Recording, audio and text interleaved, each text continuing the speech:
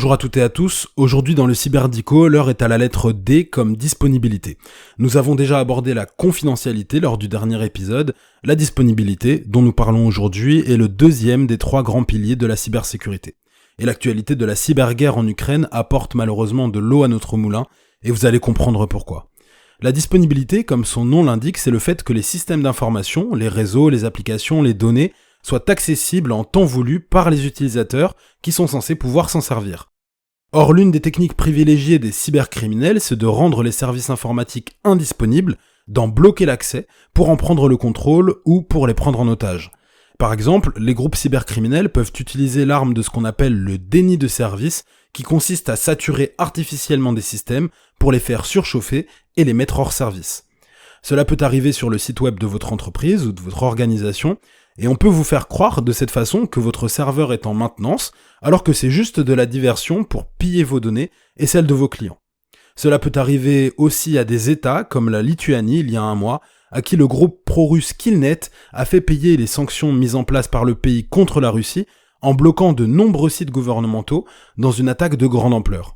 Et puis, on ne peut pas parler de disponibilité sans prendre l'exemple du ransomware ou rançongiciel, un programme malveillant qui capture vos données, les crypte et exige que vous payiez une forte somme pour vous les restituer. Cela aussi peut arriver à tout le monde, à vous les particuliers, à vous les organisations, ou encore aux États comme le Costa Rica.